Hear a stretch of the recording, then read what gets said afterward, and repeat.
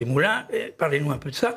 L'épisode des moulins ou tous les autres épisodes que vous évoquez, en les prenant l'un après l'autre, chaque fois, il refuse de reconnaître qu'il est dans l'erreur, qu'il ne voit pas le réel, parce que ce qu'il voit, c'est quelque chose qui a été enchanté.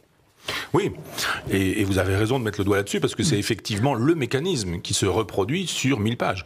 Et quand on a compris Don Quichotte et les moulins, on a compris tout Don Quichotte, parce que c'est une variation sur ce thème-là. Et vous connaissez l'histoire, Don Quichotte et Sancho Panza voient objectivement des moulins et les ailes de ce moulin qui tournent.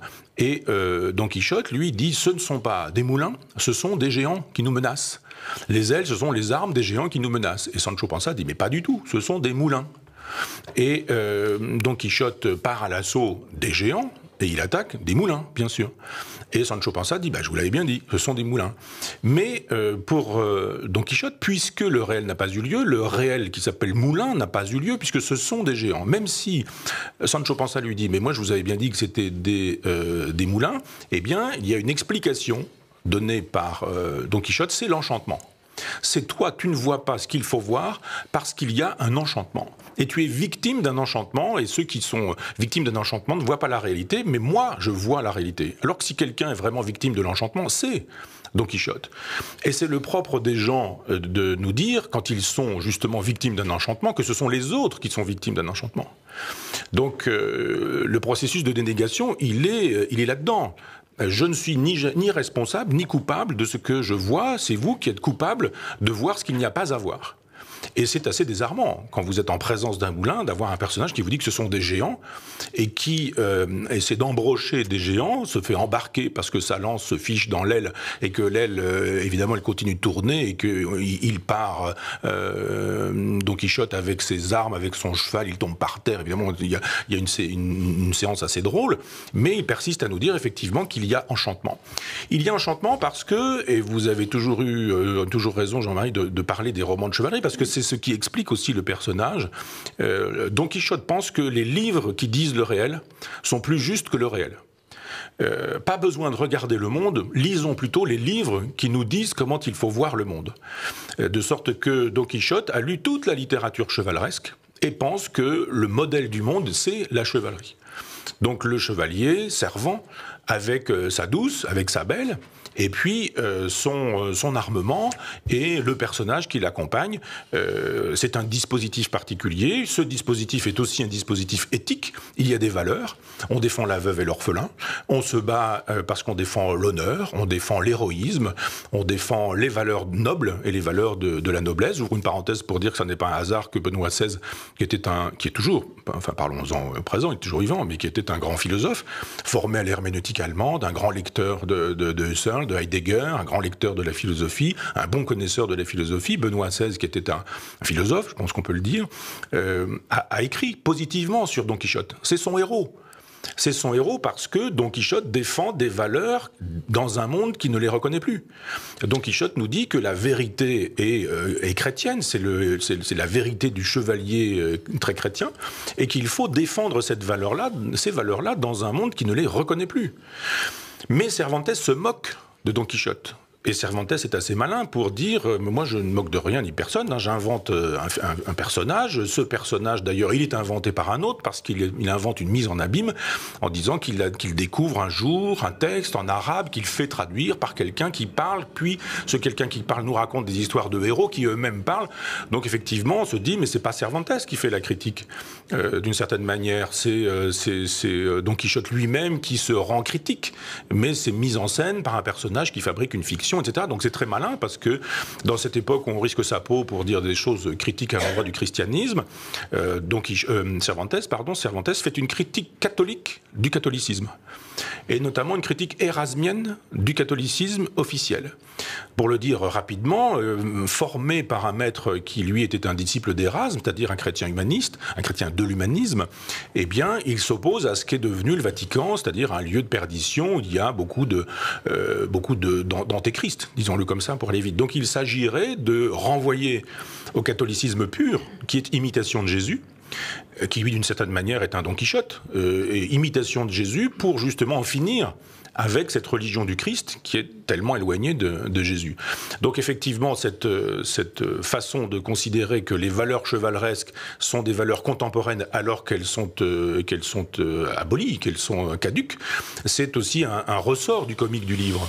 En permanence, le réel qui n'est plus chrétien, ou qui est chrétien comme le Vatican le souhaiterait, mais sûrement pas comme Jésus l'aurait désiré, eh bien ce travail qu'effectue Cervantes est un travail catholique, critique sur le catholicisme, qui nous permet de penser la caducité des valeurs chrétiennes. C'est fini, les valeurs de l'idéal chevaleresque. Maintenant, croire que, pour sortir de ce roman, croire que l'idée est supérieure à la vérité, ou au réel, croire que le monde est moins juste et moins vrai que le livre qui dit le monde, c'est une critique extraordinaire. Parce que ça marche pour les livres de chevalerie, mais ça marche aussi pour le Coran, pour le Talmud, pour la Bible. Mais ça marche aussi pour le Capital de Marx, ça marche aussi pour l'introduction à la psychanalyse de Freud, ça marche aussi pour les écrits de Lacan, ça marche pour toutes les idéologies. Les idéologues sont des gens qui souscrivent à des idées, même si ces idées sont en contradiction avec ce que nous enseigne le réel. Et c'est ça aussi qui m'intéresse chez Don Quichotte, c'est de voir comment les intellectuels fonctionnent la plupart du temps comme ça, c'est-à-dire que s'ils veulent interroger le monde, ils interrogent d'abord leur bibliothèque.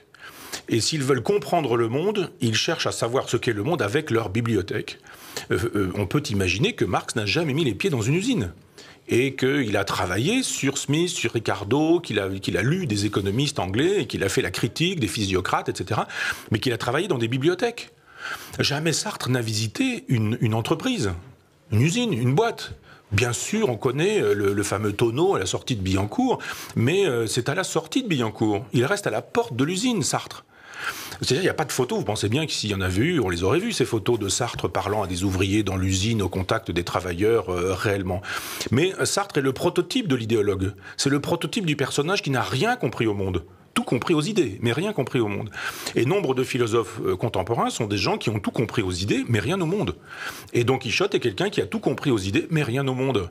Et en ce sens, il est un personnage emblématique aussi de ce qu'est la catégorie des penseurs du monde qui ne voient pas ce qui se passe et qui, après, sont capables de vous expliquer ce qui s'est passé parce que, effectivement, il n'avait pas prévu, mais ils sont capables d'en faire l'analyse. La fameuse chouette de Minerve de Hegel qui s'envole la nuit tombée. C'est-à-dire, là, on est dans une configuration qui, depuis 30 ans, nous amène le Front National aux portes du pouvoir, et personne ne le voit, personne ne le pense, personne ne le dit, on est dans une diabolisation, on est dans une hystérisation, et puis un jour, si ça a lieu, on dira, ah ben, vous l'avez bien dit. Mais non, vous l'avez pas dit. On est dans des logiques idéologiques, de part et d'autre, et on ne voit pas le réel tel qu'il est. On ne voit pas la souffrance du monde, on ne voit pas la souffrance des gens, on ne voit pas la souffrance des gens modestes, on ne voit pas l'humiliation des sans-grades, des gens qui sont smicards, des gens qui n'ont pas de travail, des jeunes qui cherchent un emploi, etc., etc. Ce réel-là, il n'est jamais pensé par les philosophes. Quelques rares exceptions, jadis Bourdieu. Mais en revanche, on pense la question du capital.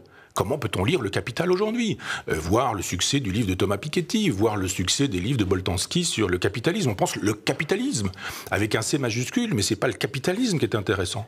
Ce sont les victimes quotidiennes du capitalisme.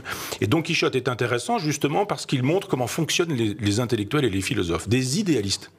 Des gens qui pensent que leur bibliothèque est plus juste et plus vraie que le monde. Des gens qui pensent que la vérité du monde n'est pas dans le monde, mais dans les livres qui prétendent dire le tout du monde. Et voilà pourquoi j'invite aussi à ce qu'on se détourne de Don Quichotte pour lui préférer Sancho Panza. On va venir à Sancho Panza. Mais avant, je voudrais qu'on évoque un autre personnage de Don Quichotte. Vous avez rappelé le don quichotisme, éventuellement existe aussi un sanchopansisme, et puis tous ces noms propres dans Don Quichotte qui deviennent des noms communs dans le langage ordinaire. Une Rocinante, c'est un cheval mâle, mais enfin, une Rocinante, et puis une Dulcinée. Vous avez dit sa bien-aimée tout à l'heure, vous n'avez pas dit sa Dulcinée, mais vous auriez pu dire sa Dulcinée. Alors, le personnage de Dulcinée, dans le cadre de la dénégation que vous évoquez, est extrêmement intéressant, puisque Dulcinée, il ne l'a jamais vue, hein, c'est une absence, et il l'imagine, et il l'idéalise. Mais est-ce que ça ne va pas au-delà de Don Quichotte. C'est-à-dire, est-ce que les grandes figures de la littérature, les grandes figures féminines et les grandes figures amoureuses de la littérature ne sont pas inévitablement des figures de l'absence et de l'idéalisation? Ça va de La bien-aimée lointaine de Geoffrey Rudel à